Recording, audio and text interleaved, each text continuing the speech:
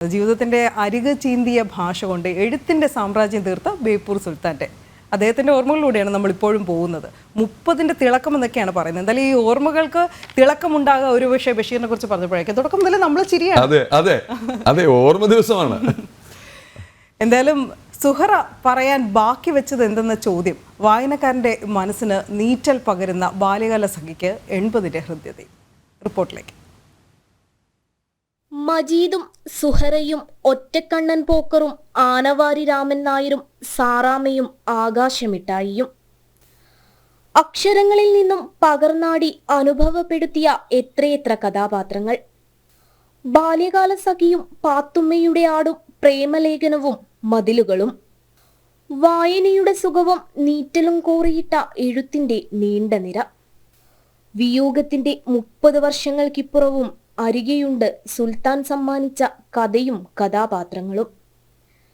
ജീവിതം യൗവനതീഷ്ണവും ഹൃദയം പ്രേമസുരഭിലവുമായ ഒരു അസുലഭ കാലഘട്ടം ഉറ്റവർക്കും ഇന്നലെയുടെ ഓർമ്മകൾ തന്നെ. മരണസന്നായി കിടക്കുന്ന അദ്ദേഹം ഓർമ്മകൾ നശിച്ചു പോയിക്കൊണ്ടിരിക്കും. എന്നാലും അദ്ദേഹം പറഞ്ഞ 2 കാര്യങ്ങൾ ജീവിതത്തിലെ ഏറ്റവും സങ്കടകരമായ നിമിഷം എൻ്റെ ഷാഹിനിയുടെ ഭർത്താവ് മരിച്ചുപോയി എന്ന സന്തോഷകരമായ ഒരു നിമിഷം പറയാമോ. മകന് കടുത്ത പനി, ഞാൻ മകനെ തോളിലെടുത്ത് ഓടി. യാതൊരു അനക്കവുമില്ല, കുട്ടിക്ക് ശബ്ദവുമില്ല, മരിച്ചു എന്ന് തന്നെയാണ് കരുതിയത്. ഓടുന്ന ഓട്ടത്തിൽ എൻ്റെ കാലൊരു മരത്തിൻ്റെ വേരിൽ തട്ടി ഞാൻ വീഴാൻ പോയി. അപ്പം മകൻ കരഞ്ഞു. ആ ശബ്ദമാണ് എൻ്റെ ജീവിതത്തിലെ ഏറ്റവും മനോഹരമായ നിമിഷം. ആ ശബ്ദം കേട്ടാണ് എൻ്റെ ജീവിതത്തിലെ ഏറ്റവും മനോഹരമായ നിമിഷം. അത് കഴിഞ്ഞ് 2 ദിവസം കഴിഞ്ഞ് അദ്ദേഹം മരിച്ചുപോയി. വടിവ് തെറ്റിച്ച അക്ഷരങ്ങളിൽ ജീവിതം പകർത്തിയപ്പോൾ പച്ചയായ മനുഷ്യനായിരുന്നു എന്നും ബഷീർ. ഈ വീട് മുഴുവൻ ബഷീറാണ്. ഈ വീട്ടിൽ മുഴുവൻ ബഷീറിൻ്റെ ചിത്രങ്ങളും ബഷീറിൻ്റെ പുസ്തകങ്ങളും. ഈ വീട് തന്നെ ഒരു ബഷീർ മ്യൂസിയമാണ്. അതിന് മ്യൂസിയത്തിലാണ് ഞങ്ങൾ ജീവിക്കുന്നത്. അപ്പോൾ അങ്ങനെ വരുമ്പം ഇത് മൊത്തം ബഷീറിനെ സമർപ്പിച്ച തന്നെയാണിത്.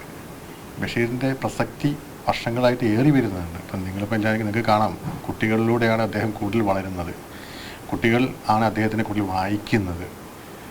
കുട്ടികൾ വായിച്ചിട്ട് അദ്ദേഹത്തിൻ്റെ കൃതികളെ പറ്റി ആസ്വാദനമൊക്കെ കൊണ്ടുവന്ന് കാണുമ്പോൾ നമ്മൾ ശരിക്കും അന്തം വിട്ടു പോകുന്നുണ്ട്. കാരണം നമുക്ക് പോലും അത്രയും അറിയുന്നില്ലല്ലോ എന്ന് തോന്നുന്നു. വയലാലിലെ വീടു നിറയെ കഥയും കഥാപാത്രങ്ങളുമാണ്. നിറം മങ്ങാത്ത ചിത്രങ്ങളും പുസ്തകങ്ങളുമാണ്. മാങ്കോസ്റ്റിൻ ചുവട്ടിലെ ചാരുകസേരയിൽ നീണ്ടു നിവർന്നിരുന്ന് ഇന്നും സഹൃദയരെ മാടി വിളിക്കുന്നുണ്ട് പ്രിയപ്പെട്ട സുൽത്താൻ. ഒന്നും കൂട്ടിയാൽ ഇമ്മിണി വലിയ ഒന്നെന്ന പോലെ അനശ്വരതയുടെ ആൾരൂപമായി. പ്രണയത്തിന്റെ ഇമ്മിണി വലിയ ഒന്ന് എഴുത്തിന്റെ മധുരമായി ബേപ്പൂർ സുൽത്താൻ ഇന്നും നമ്മെ അനുഭവപ്പെടുത്തുകയാണ്. മജീദിന്റെയും സുഹറയുടെയും അനശ്വര പ്രണയം പോലെ എത്ര കേട്ടാലും മതിവരാതെ, എത്ര വായിച്ചാലും കൊതി തീരാതെ. ക്യാമറമാൻ സന്തോഷ് മണ്ണാർക്കാടിനോടൊപ്പം ദിസ്ന സുരേഷ്, ജനം, കോഴിക്കോട്.